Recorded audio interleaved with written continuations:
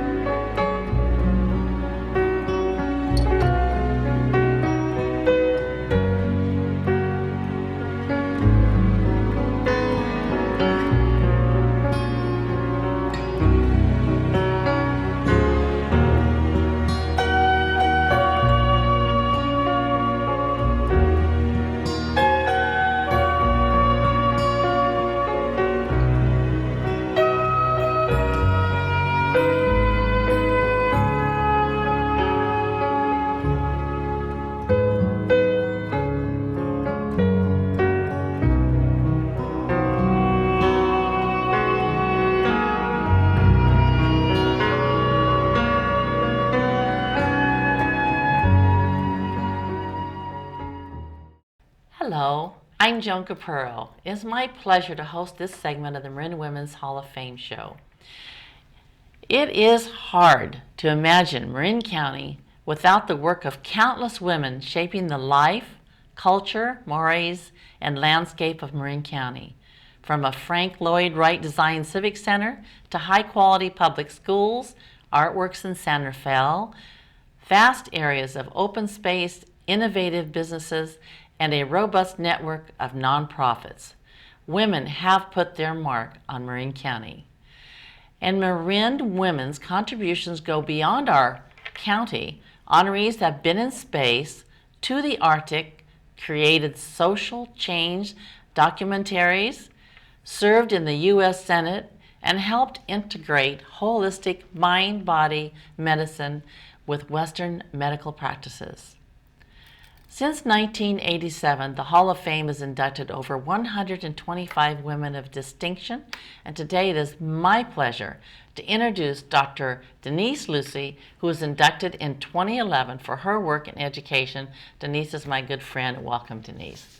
Thank you, Joan. It's a pleasure to be here. I can't wait to have a conversation. We're always so busy in town, we're not really having time to sit down and talk. So I know, and we have some questions here that I'll probably learn things about you I didn't know. For instance, where did your life start for you, and what were some of your early influences? Well, I'm a Michigander. I was born and reared in the Midwest, went to school there, and lived in this beautiful place called Michigan, with 10,000 lakes and great, beautiful blue skies and lots of snow. And I enjoyed it very much. Good. Yeah. How about the influences, though, besides that in Michigan? Did you have a good friend or a teacher? Well, my influences were really, of course, my community, but it starts with my family. Okay. My mother, father, and my grandmother lived with us my entire life while living at home, and my sister.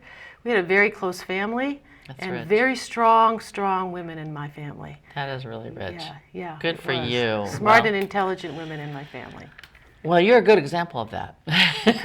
Thank you.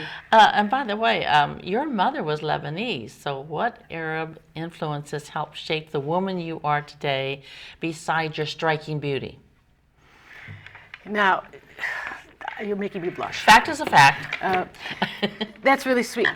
I think food and family. Yeah, right. My grandmother was the most remarkable cook, and she taught me about how to actually prepare wonderful meals. I'm not a cook myself, but I really love what I've been able to do as she's now passed on. I've been able to take those traditions and share those with my current family and my friends. So we still do that. Thanksgiving and over the Christmas holidays, we always spend days preparing that food. It's really. I love that, and I hear you make wonderful scones. I do. But that's not Arab. That's not an Arabic influence. I know, but it is. But it's about family. Oh, good for you. I totally agree with that one. After receiving your undergraduate degree from Michigan State University, you moved to California to pursue a master's in clinical psychology at California State University, Fresno. What made you choose California school and eventually settle in the Bay Area? Well, when I was 22, and I was the first person in my family to go to college and then go on for a master's degree. Wow. I didn't know California. I wanted to go to the beach. I thought Fresno was like at the beach. I have a good reason. But academically speaking, Sonoma State, Fresno State have humanistic psychology emphases, which was one of the things I wanted to study.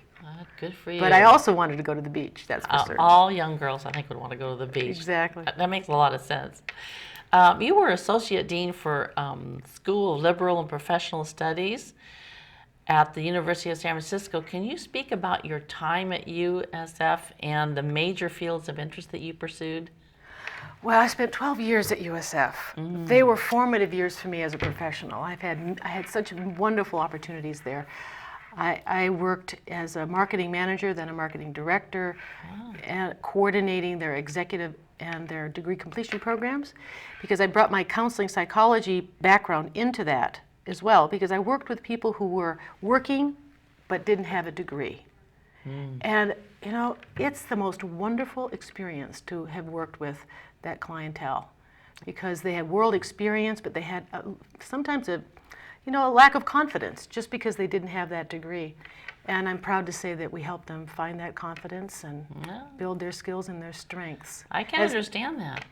I was lucky because my family insisted that I go to college, so it was helpful. Yeah, I didn't have a degree, and so I can relate to what you're saying, and I know how that feels. So good for you. I'm not one bit surprised. You've served in several capacities at our precious Dominican University of California in Marin, including Chief Academic Officer and Executive Director of the Institute for Leadership Studies, which is fabulous. And I'd like to know a little more about that. Well, I went to Dominican University of California. As soon as I earned my doctorate, I didn't expect to do that. I thought I would be with USF for a long, long time. But a great mentor and friend, Dr. Kathy Henderson, knocked on my door. I didn't know her then. Hadn't known her. But through the community, she knocked on my door and said, "Would you do something at Dominican like what you've done at USF, which is to really take what they've already built around degree completion programs and build it and grow it?" So I did that, and what a wonderful, wonderful experience Dominican University has been. I've been there 20 years, and it was difficult to leave USF because that's a terrific community, and I lived in the city, and it was just a great match. But when did you start the leadership? Was that about 4 years ago? No, 10 years. This is the 10th year Really? that the Institute for Leadership Studies was founded. So I spent the first 10 years working in several roles. First as the associate dean. At that time we had one dean, and we were a college. Oh, and I was the that's right. associate dean of the college, and I actually was partners with those of us who built the Pathways program. Have you heard of Pathways? I've heard of Pathways, yes. Do you want to talk about it a little bit? Pathways is the degree completion program where we offer classes in the evenings. Now, we've changed that name these days. It's a program for those it's mid-career professionals going to school at night. Nice. That's great. And, I know a lot of those people. And we had such a wonderful team that helped build that program.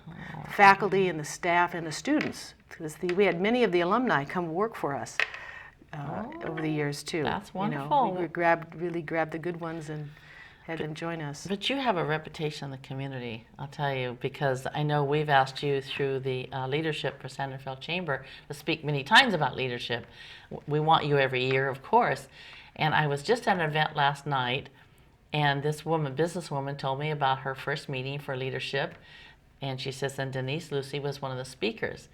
And she said, there was one problem. I said, my goodness, what was that? Denise is wonderful. She said, yes, but they should have given her 2 hours. It shouldn't have been 20 minutes or a half hour. And I said, I'm glad to hear that, because that's how I felt too. We could probably give you a whole day. So I just want you to know you have some admirers out there, at least 23 every year that take that class. That's terrific So to you hear. should know that. That's terrific to hear. I just actually had that experience. Usually it's early October when I've been asked to come and do that. Right. So I just remember vividly that time that we had together with that group. Oh yeah, it's You know, we have to wonderful. thank them too. You know, they're giving a year of their lives to learn about Marin. Full day. Yeah. And that's not easy to get out of Yeah. work for a full day, but And all year, like one all year, yeah, it's day 9 months. for a year. Very valuable though. And that's how I think we collaborate in Marin. Dominican, College Marin, you know, leadership classes here in Novato. So that's what makes Marin great, and what makes all of us who are trying to do things have more opportunities. Well, I'm just so proud of being a penguin. Yeah, you're a penguin. Dominican's Yeah, right. mascot is our penguins, and we have a terrific community there. It's a cultural center. It's just not an educational place. It's really a cultural Well, center. I know it is, and now I'm on the in because I'm in that group called WLPC. Do you want to talk about that a little bit? Sure. Women Leadership and Philanthropy Council. Now, you and I were founders of that. Right. It's 5 years now, All right, it's been 5 years. and we had other partners, of course, who were among Yes. our founders. But it's really like a women's club in support of developing Exactly. women's and girls to be philanthropic leaders. Encouraging. And to learn about leadership, to learn about how to give back to the community, and how important it is for us to do that. Help us to grow. I don't think you need to grow anymore. You have Oh, it yeah. all, but there's several of us could use some growth. Oh, and like we were speaking earlier, you know, all the mistakes is where we grow. So I have a lot of growth happening all the time. I mean, you're human. Yeah. So for Dominican, that's one of the things that you're passionate about there and that you love about it. But how about your students? Got some stories about your students that would be encouraging to women to know? Oh, yes. Well, I absolutely relish that opportunity. And for the first 10 years, I was the dean and academic vice president, and was dealing with management issues, which are, you know, that's critical. What I like about being a Dominican, it's a small institution, so we can affect change. And I've seen so much improvement, you know, over the years. And then I went back to the classroom and founded the Institute for Leadership Studies, so that leadership curricula could be strengthened, and I was thrilled to have that opportunity. That's the best one I've ever, you know, what I heard about at Dominican was to have that leadership class that you started. And I say that because I believe that's how we all become successful, is understanding that. So thank you for that. Well, you're welcome. But my wonderful. students range in age from 18 to, I'm going to say, my eldest student I think was around 70. Really? In these many years. I still have a chance, huh? Yes. That's great. And there's just so many great stories about students who, you know what, I had this chance working with 18-year-old students now for the last several years. I used to work mostly with mid-career professionals, and I still do that. But to see the change and the growth and development of someone from 18, and I can see the change every year. Yeah. And now You're so they're hungry. alumni, and I ask them to pay it forward so they can come back, and they help with the current 18-year-old students. And I also see that, of course, in the mid-career professionals. They're so proud. They bring their Right. children and their nieces and their nephews and parents to the graduation. graduation. That couldn't be a better day. Isn't that wonderful? Yeah. Dominican's great to have you, and I know Thank you. people would describe you as a person with high ethical standards and strong values, but can you speak to a situation where your ethics and values guided you through a difficult situation? It could be Dominican, it could be anywhere, it could be your early college years, because you are very strong that way. I don't think I can talk about situations where I had an ethical dilemma, because then I'd be divulging uncomfortableness for those with whom there may have been an interaction. You know, how do you talk about ethical Well, you don't want to say their decision-making? name, of course. Right. I'm teasing Right. you. So I think perhaps I would focus more on, you know, when I work with students and learners around ethical behaviors, because leadership is fundamentally based upon ethical behavior. Right. And there's a whole debate. Is it ethical leadership? Or does that word leadership even have to be qualified to say ethical? You know, I ask my students about was Hitler a leader? And in the beginning of our conversation, almost everyone thinks so. Now, it's not my place to tell them what they think. No. But it's my place to have them question perhaps what they think. So when you talk about ethics, I personally don't believe that ethical leadership even has to be stated. I think it's leadership, right? I It's so agree with you. You know, behaviors that are not ethical aren't called leadership. They're called something else. Leadership is a word that describes It's a behaviors. good example of Hitler, isn't it? It's called But- something else. But I think about fairness. Right. You know, so fairness is an important. When I think about the examples of fairness, everybody knows what's fair and what's not Right. fair. And also, would you want to be seen as doing that behavior? If you say no, maybe that's not the ethical thing to do. Would you Right. want that done to you? Yeah. Maybe that's not. So the debate of ethics is really important, and it's a very engaging Kind of topic. like the golden rule, so to speak, in a lot of ways. So I agree with you on it. That was a kind of a strange question because in the sense, if you are a leader, you have ethics. Of course, I've had opportunities where I had to do the right thing, Mm-hmm. and Right. I'm happy to say I think I've tried to do the right thing. Always But that doesn't mean I've always done the right thing. Of course. I mean, Well- ethically, I would say I've always been ethical, but knowing to do sometimes decisions are, you know, you have to make tough choices. You do have to make tough. I don't like that part actually. Over the course of your 30-plus career years, you've built a wonderful network of contacts that have helped in your career and course of study. Can you share a few stories about influential people in your life at any time that you want, that you can think about?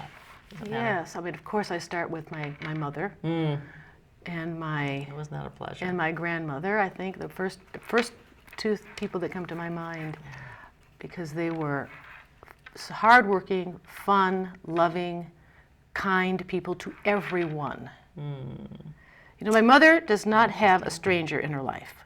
That's my mother. Maybe we're sisters. Exactly. And she is just a remarkable person with whom I've had a great, great friendship and, of course, admiration. She lives in Michigan? She lives in Southern California now. Oh, nice. And my grandmother, too, just generous of spirit, smart, didn't get beyond the 6th grade, but had great three-dimensional thinking, was a professional throughout her career in working for, you know, retail. Right. And she was so smart, you know, but so kind and generous. Yeah. I have a great picture of the three of us. Do you? That is a treasure. Put it in your montage for. I did. Oh, you did. Okay, I did good. put it in my montage. So of course I think I start with them. And you're really blessed when that's what you can start with, Yeah. because your life has a greater chance of being stronger. And my sister, who has a remarkable professional, she's just. I just admire her so much. She does works. she do? She's a vice president at corporate level for Dairy Queen Corporation. Really? And I really admire her. She travels all the time, and she supports franchisees in their stores, and she's hardworking. I actually had her supervisor from the early days when she was just becoming a manager. Happens to live in Marin, Oh. and she connected me to him, and I had him come to my class. He's been a remarkable change agent in his industry, and he told me the greatest story about my sister and how much of a leader she is, and I'm proud of her. Well, you know what? The family reflects family. So I would have to say that makes me understand even more why you are the person you are. As moms and sisters and grandmothers. Oh my gosh. Now, when I think about contacts here, talk about our contacts. Well, another important person in my professional life was a woman named Donna DeWeird. She was my first professional supervisor in my career 32 years ago. And she was such a great mentor and coach, especially since when I was very young and new in my career, there were some things I didn't know quite how to do, and she just showed me with such generosity. Where was that? It was in Fresno. That name is so familiar. Maybe you've told me about her. Maybe that's why I'm saying that. She's worked in she works in Napa, and she's a remarkable person. Oh my So God. she's someone upon whom I have great respect. And Dr. Constance Butel has been someone who's taught me so much. She was in charge of California Pacific Bell's California Training Institute, and she actually brought universities like ours to help those who are get a degree while they worked at Pac Bell. So she's a remarkable change agent. She's really transformed California education. Right. See, these wonderful women are going to hear about this on TV. I guess you they talked will. About them. Good for you. And now some current folks with whom I work, of course, who I remarkable. Elaine and Bill Petrocelli. Yes, they're wonderful. Here you have. Love them. They have really developed a really important community center there at the bookstore, and they've made my world so much richer. And Bill, what a great husband he is. Oh yes, he is. He's attorney by trade, and then with Elaine has really built that store. But she's the CEO, and he just supports her in every way he can. So do you ever feel like they're the best little bookstore in the world? They are. They are. Best. Elaine tells me there are many bookstores like hers around the country, and I just don't know them. They have a network. But they do. Good. The independent That's bookstores, good. they have a network. They learn from I'm each sure other. that's wonderful. But those are some local folks I really respect. That's a hard one to answer, really, because there's always lots of people. I probably have respect for 30, 40, 50, 100 people, but it speaks to who, there's a saying that you become who you hang with, if you will. Mm-hmm. So when you have friends like that and they've helped you, you just pass it on to everybody else, and that's what you're doing. That's what you're doing at Dominican. I love that. Well, you're right. I mean, there's no way we can talk about every single person who's influenced us. I don't know about you, but I can't remember them all now. You've served on a lot of boards and committees in the community. So talk about your commitment to the community and the role that community services played in your life. I think you've touched on it a lot, but I mean, maybe a favorite one or... Oh, there's nothing more important to me than the time that I can give it in volunteer ways. My most important organization with which I've worked is 10,000 Degrees. I started with them when they were called Marin Education Fund, and I think we're in our 28th year now. Yes. I served on 10 years on that board, and I'm currently on the honorary board as well. Oh, I didn't realize I chaired the that. board for a couple of years, so I have great respect for Kim Izuka, the CEO, Right. as well as She's the dynamite. board and the staff and the students that are supported and the donors that help support that organization. What is it? It is an organization that supports individuals and families who can't afford to go to college. Right. Now, as someone who's went to college first in my family, Yeah, I understand. there's that. nothing more important to me No. than to help others to get that education, because it really levels the playing field in the world. Don't they help about 20 kids a year or something? Oh I'm no, not no, sure how no, many. no, no, no, hundreds and hundreds. Hundreds and a hundreds. year? Hundreds. Didn't even realize it's that much. There's something called Summer Application Institute, which started, I'm going to say, about 12, 13 years ago now, 14. It started in partnership with Dominican University. Now, of course, we have also a program at Sonoma State, and we're looking to expand that. And the goal of that is that students who are applicants, they spend a week on the college campus, and it's fun for them too, right? They get to spend the week on a college campus, and they get to learn about what does it mean how to apply for college, the financial side of that, learning how to improve their writing statement, getting ready for college. Well, aren't many of them first to go to college? Aren't many or Many, most of many, them? many, Which is fabulous. many are That's first we to go love to that. college. I think Marin has somebody on their board, and you know what? We've been with them since they started because we know what they do. I didn't realize how long you're with them. Good for you. Well, it's really about bridging the gap. It is, as they say. right. That there's an educational inequity in the world, but certainly we experience that here in Marin. Right. We shouldn't have that. We do have a lot of that. So we need to support those families who've never had that, don't have the resources. No, makes you feel so good. I've gone to a couple of those events, and you just want to cry. When you realize where these young people come from. That's right. And where they're going to go. Yeah. You were inducted into the Marin Women's Hall of Fame in 2011. How did you feel when you were notified that you'd been selected? Honored. People, I mean, the women who've been selected, I mean, to come after people like you, made me so proud. Well, I paid them money for it. Did you? That's how I get into everything. I know But it's kind of shocking at first, isn't it? It was. Like, It was a shock. not like it should be shocking to you at all, because I truly think it really was a shock when I think when I see the women that were honored. Gone into space. I read that Yeah. part when we first opened. I thought, I haven't done any of that, I don't think. But anyway, you more than deserved it, and it was very timely, and you probably should have had a lot sooner. But what advice do you have for women in our community of all ages to be fully engaged in supporting our community and each other? Well, I would say that we need to first start with our children and to really try to demonstrate and model for our girls and boys how important it is to be able to care about other people, and that everyone is different and we should value the difference in others, and how much that's a really vibrant way of having a strong team when you've got a difference on the team. Yeah. And I've learned that myself. right. So I think I'd say, let's invest in our children, in the early childhood programs that I think we don't invest in enough in our country. I think we should, we have kindergarten, but do we have preschool programs? We need those. I think we should mandatorily make them available. I think they're starting to come out with some of that, from what I hear. There are many great people fighting for this and working toward this. First Five is one kind of organization that's been working on First that. Five is great. Dominican School of Education and Counseling Psychology is, of course, involved. So I say, first let's start with the kids. Well, and even though this is about the Women's Hall of Fame, it's the boys too.